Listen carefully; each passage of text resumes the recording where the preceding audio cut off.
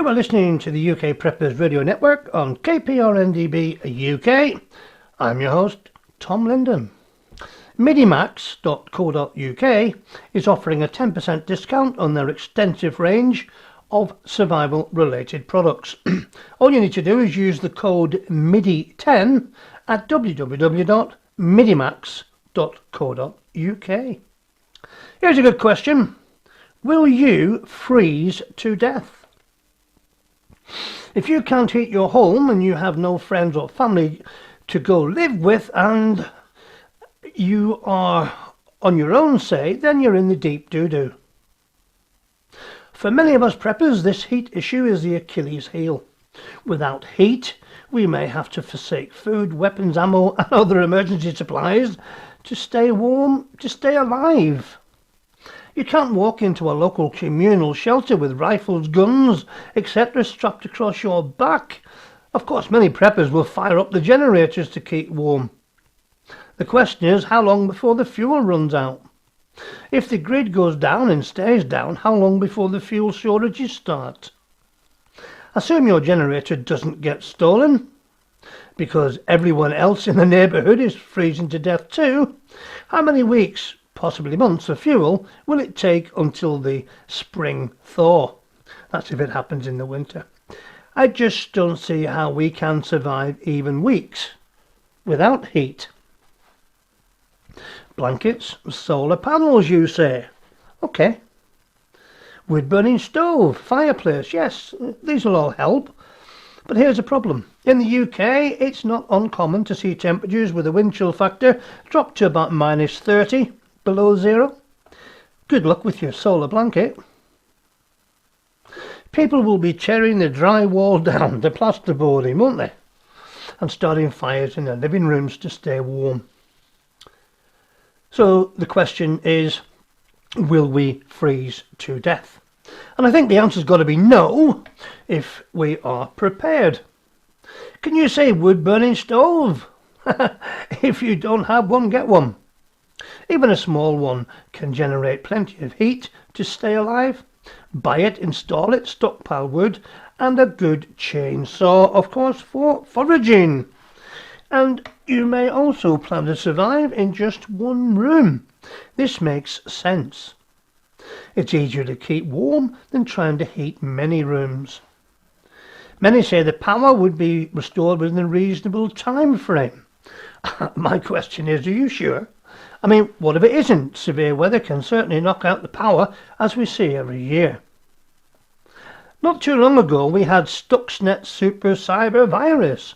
Stuxnet presented a nightmare, a dangerous computer worm that in some modified form could be used to attack an electric or telecommunications grid, an oil refinery, or a water treatment facility. This insidious virus infects and disables industry's power grids, water purification plants, telecommunications and more. Stuxnet was suspected of disabling an Iranian nuclear research facility a few years ago. Now, more recently, an article from ComputerWorld.com states that Homeland Security in America warned that with all the hacking conferences and common pen testing software, the industrial control systems that are connected directly to the internet could be easily located and hackers could point, click and destroy. So you see, dear listener, cyber terrorism is a risk. Our grid is vulnerable and likely will continue to be so in the near future. There was a terrorist incident happened a year or so ago in America. If you want, I'll give you the details next week, 2 weeks time, sorry. But a group of 17 men knocked out a nuclear power station with rifles. That's correct. They were shooting the capacitors of the power station. So basically that's one you haven't heard about, one I do know about, and one I've got proof actually happened, but they're not going to be telling you because you don't need to know. Needless to say, the power station was completely knocked out with silenced rifles. So again, it doesn't need to be an elaborate attack. You know, anybody with a rifle and enough time would be able to do the same, and of course silently. Emergency essentials. Even though emergency situations don't happen that often, when they do, they impact our lives to a very great extent. To minimise or eliminate the negative effects of a certain emergency, you need to be prepared and have the emergency essentials in terms of knowledge, food, water, shelter, and an escape plan. When disaster strikes, we're caught by surprise, aren't we? And most usually unprepared. But emergencies sometimes have a similar pattern and cause the same problems, even if they're different in nature. Therefore, the steps to prepare for them is the same. For example, stocking food and water are steps that you would take in most national emergencies, and that's what we'll discuss now. Imagine there is an emergency in your city or your country, and people will scramble to the shops. There will be panic, looting, and so on. If you still decide to go to the store, you can find empty shelves or even closed shops. Wouldn't it be better if, when there is such an emergency, you simply sit down with your family and use the food and water you've actually got stored? You bet it would. As you stock food, take into account your family's unique needs. Try to include foods that they will enjoy, that are also high in calories and nutrition, foods that require no refrigeration, water, special preparation or cooking are best. Remember, all tinned meats are edible cold. All tinned products in the UK, whether it's a soup or a stew or fish, whatever, are also all cooked and able to be eaten cold. Now, take into consideration individuals with special diets and allergies, such as babies and those that are ill. Make sure they have a manual can opener, tin opener, and of course disposable utensils, and don't forget non-perishable foods for your pets. Keep food in a dry, dark, cool area. Open food boxes and other sealable containers carefully so that you can close them tightly after each use. Wrap perishable foods such as biscuits and crackers in plastic bags and, well, keep them sealed in a container out of direct sunlight. Empty open packages of sugar, dried fruits, nuts, etc. into either screw-top jars, airtight canisters or Ziploc bags. Inspect all food for signs of spoilage before you use it, and throw out any canned tinned goods that seem swollen, dented, expired or corroded. Check the seams as well. Incidentally, if you're in a supermarket, don't buy a tin with a dent in it. There's nothing wrong with a tin with a dent in it, by the way, but get one without a dent. Food will probably last longer. Use foods before they go bad. Well, that's common sense, isn't it? And replace them with fresh supplies. Why not date everything with ink or a marker on the top of the tin, its expiry date, and place new items at the back of the storage area, and of course older ones in front. Remember, store what you eat and eat what you store. Here's a list, I think. It shows the rough expiration dates, and I mean rough, so make sure you replace these perishable goods more often. Now, these are the things you should use within 6 months. Now, I'm not being funny here. This is in an ideal world, you know. Obviously, you'd make your own mind up. If it wasn't an ideal situation, you would obviously have to decide whether you wanted to eat it or not. However, if you have a good plan in place, you should replace powdered milk within 6 months, dry crisp crackers, that type of thing, potatoes. These foods here should be used in a year or before the date indicated on the label. They include tinned condensed meat and vegetable soups, tinned fruits, fruit juices and vegetables, ready-to-eat cereals, uncooked instant cereals, peanut butter, hard-boiled sweets and tinned nuts and vitamins. And these foods, however, may be stored indefinitely, providing you do so in proper containers and conditions. And they are wheat, vegetable oils, dried corn, baking powder, soybeans, instant coffee, tea and cocoa, salt, non-carbonated soft drinks, white rice, bullion products, dry pasta, honey, powdered milk if it's in nitrogen-packed cans, and having an ample supply of clean water, of course, is a priority. A normal active person needs to drink at least 2 quarts, half a gallon, of water per day, and people in hot environments, children or nursing mothers or people who are sick will require even more. I would probably aim for a gallon per person per day, because you can never have too much clean water. Consider storing a 2-week supply of food for each member of your family as a minimum. If you're unable to store this quantity, store as much as you can. If your supplies run low, never ration water. Drink the amount you need today and try and find more tomorrow. You can minimize the amount of water your body needs by reducing activity and staying cool.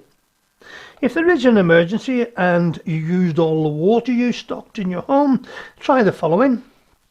Safe water sources in your home include the water in your hot water tank, pipes, ice cubes.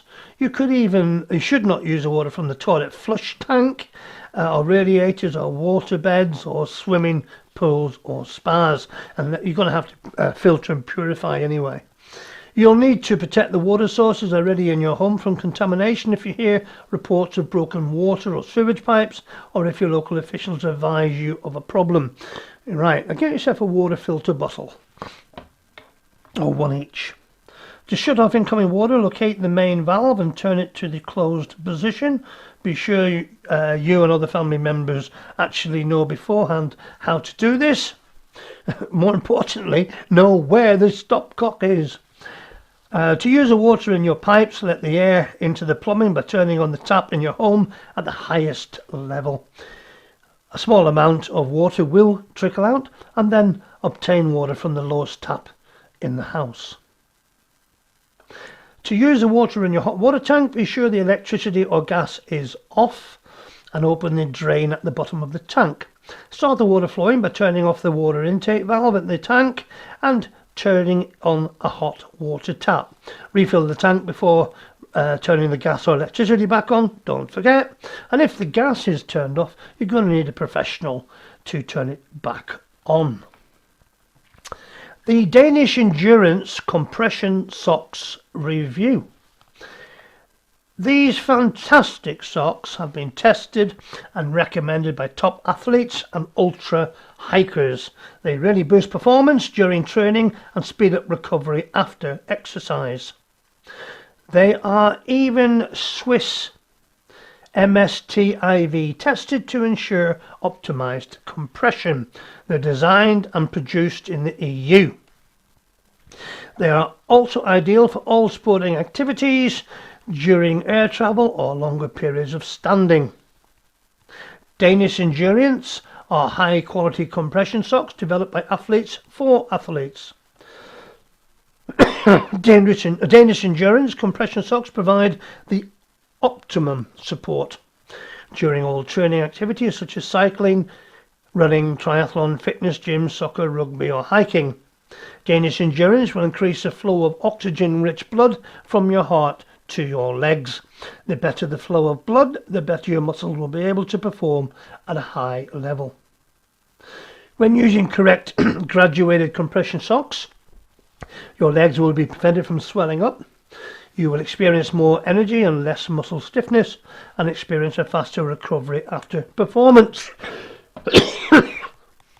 The fibers used are of the best possible quality to ensure perfect comfort.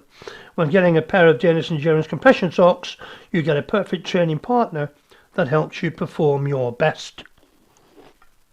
They're made of 65% polyamide, 20% elastan and 15% lycra. Have you ever thought of wearing compression socks? I have to say, I thought that they looked somewhat medical and that they were for elderly people with bad circulation or for long flights. As the old saying goes though, you shouldn't knock it till you've tried it. I am impressed. I love them. Why use compression in the recovery process? Well, compression helps increase blood circulation, increase the flow of fresh oxygen to your muscles, and aiding in the overall recovery of your muscles. Compression also is proven to help reduce calf cramps, Achilles issues, and pulled muscles. My circulation in my legs is somewhat less than ideal, and with the Danish Endurance compression socks, that has really improved a lot. I used to get calf pain when walking, but not anymore. My water retention swelling has gone down to, which I think, for me anyway, is great news. With Christmas coming, why not drop a hint to whoever and get your order in? All you need to do is go to www.waternlife, that's water, the letter N, waternlife.com/Danish Endurance, and you will really love these socks. Now, thanks to Managing Director Paul, listeners visiting Field Leisure, the Bushcraft and Wilderness store, can get 10% discount by entering the code UKPRN at the checkout. Now, Paul guarantees next day delivery all over the UK. I know he does because he's proved it to me. Imagine next day delivery all over the UK. Now, if you're not in the UK and you're in Europe or the US, again, guaranteed fast delivery to both locations. And I personally think in this day and age, that's extremely reassuring and very refreshing too. So go to www.fieldleisure.co.uk.